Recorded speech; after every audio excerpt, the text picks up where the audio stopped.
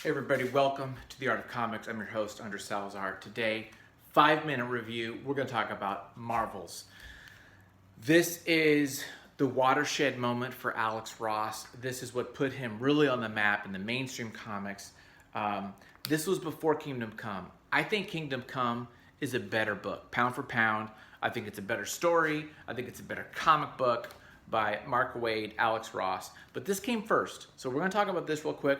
5-minute review.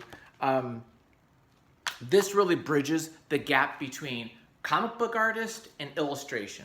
So this is really him bringing that illustration style stuff, the things we've talked about in our Great Illustrators reviews, right? So we're talking about Al Parker, Bernie Fuchs, Bob Peak, all those kind of big top illustrators. He's using that kind of style, this painterly, airbrush, watercolor, all that illustration work into comics. And he's the guy that do it. And whatever you say about Alex Ross, you have to give it up that here's the guy who brings comics to that next level of awareness, of value, of people saying, oh wow, that's art I want in my house. That's art I'm gonna pay $10,000 for. A spread of Batman. That's the kind of art that really, he's kind of, oh gosh, I don't want to say Norman Rockwell, but he's got that Norman Rockwell quality in that it appeals to so many people. It's so mainstream. It's so accessible to people. And this and Kingdom Come really put him on the map. So we've got a couple minutes left. Let's go ahead and do a deep dive real quick on this right now. Are you ready?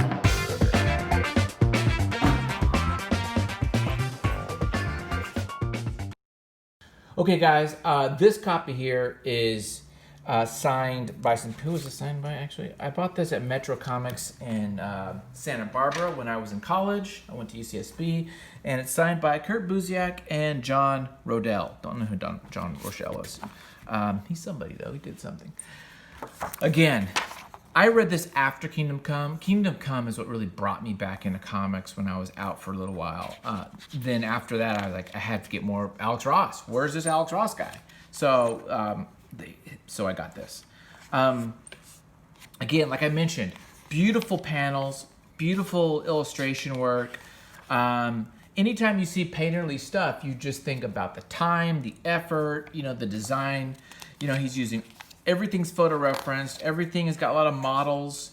We could see tons of videos of him shooting. In fact, even in the book, I think, is it this one? Yeah. So we see these great like photography he does, even of himself. With the exaggerated contrast lighting to really get these images together. And I really like that. This is old school illustration. That's why I do those videos about illustration, because comics is that, okay? So people who've said like, why are you doing those? That's why. The story is simple. The story is basically, what if there was this reporter that somehow was there at all these big events in time of Marvel, Marvel history, right? So you have the coming of Galactus, you have the Namor Human Torch battle, you have the X-Men, coming with the mutant, civil rights era kind of stuff. You have the, what other moments are there that are like kind of iconic? The Monsters Among Us, that's the X-Men. You got the Galactus. Oh, the marriage of Reed Richards. So you have these moments that this character, and I can't remember right off the top of my head his name, but he's a reporter that just basically is there, right? So the story is kind of a simplistic plot, but I really dig it a lot, and I really think it's a fun story. It's really great, again, to see these characters in this painterly way. I'm assuming everybody who has subscribed to the channel has read this and knows this book.